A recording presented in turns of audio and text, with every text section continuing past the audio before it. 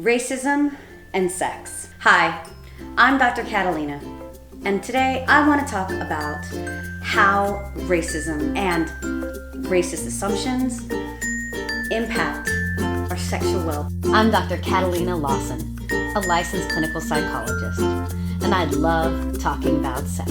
Sex Marks the Spot is a podcast that bridges the gap between what we know and what we actually do when it comes to sex, relationships, and health. There's actually been very minimal research on sexuality and sexual well-being amongst people of color, particularly recent immigrants and in other countries. The majority of sex research only in the last few decades has that expanded to address different ethnicities.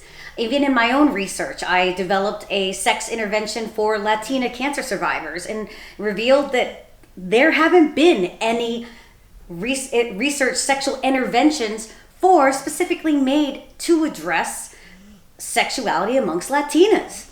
And one of the things that you often find when it comes to sexuality and people of color or minorities is a lot of sexual racism, where there's a lot of assumptions that are generally binary amongst individuals or people of color. Being an Asian, there's all of these assumptions.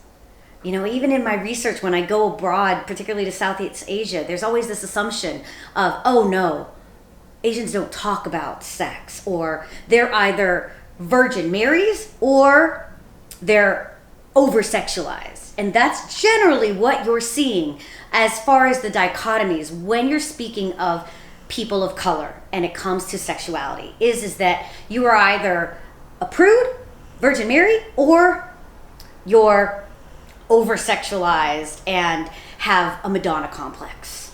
You see this amongst Asians, you see this amongst African Americans, you see this amongst Hispanics, you see this across most cultural stereotypes. And so how does this impact us as individuals? It absolutely shapes how we perceive ourselves as sexual beings, and then how we become reinforced to actually behave. So for instance, I know that being raised as a Filipino, my mom very much, we were supposed to be more virgins. My mom was a virgin before she got married. It was a very different time then.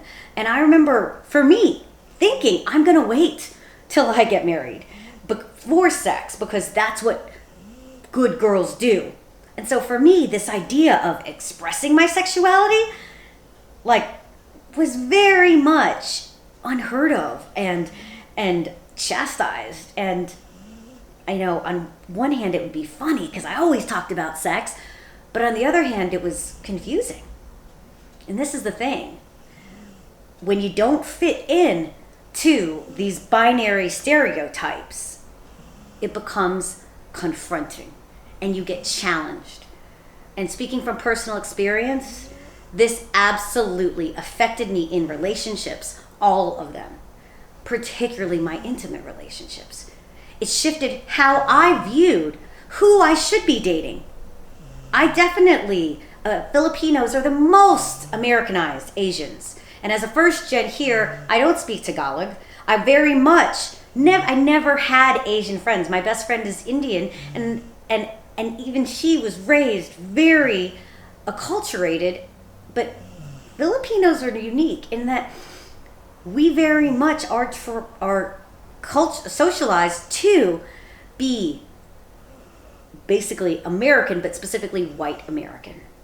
And so me growing up, it was very confusing, and literally only in the last decade have I begun to fully identify all of the facets of my cultural identity, embrace those, so that I used to primarily only look at Caucasians because there was this norm of, okay, that felt like almost an improving of our gene pool, and you look at particularly when I would travel to Asia, it would be so confronting for me to see white foreigners, particularly white Americans, come over and pick up very attractive, very young women.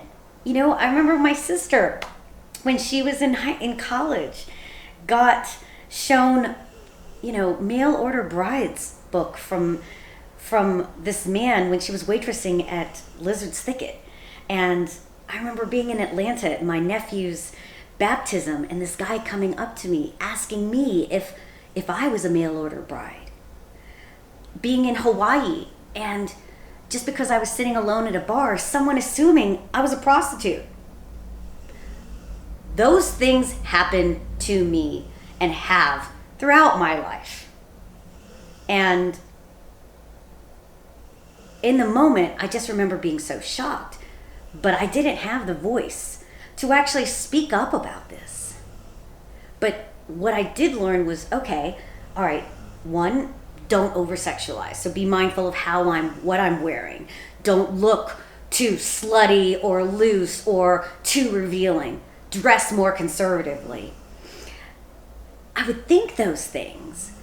And then when it came to actually dating, and don't be over-aggressive. Don't assert what you want. Don't assert what you want sexually. Just take whatever you can get. So the idea of actually focusing on an orgasm, it didn't happen for me for the first 15 years of my sexual experiences. Because so much of these racial stereotypes actually overlaid the narrative I had in my head about who I was as a sexual being and how I was going to relate to others and get a husband and have a family. And I'm sharing all of this because this is the reality. When we're talking about racism right now and anti-racism, what we need to think about also is how these norms, the way we talk, the jokes we make, oh, yellow fever, oh, you're a coconut, all of those things shape how we view ourselves, how we view our bodies, and then how we connect with ourselves, how we connect to others. And the way that we connect with our sexuality is very much the core of our identity and how we navigate our environment. So what I want to push forward for all of us is to begin to get curious. For people of color, get curious. Ask yourself, how has racism and prejudices shaped how I see myself, how I perceive my own sexuality, and how I externalize my sexuality, and how ultimately I connect with others? How does it shape my preferences for partners?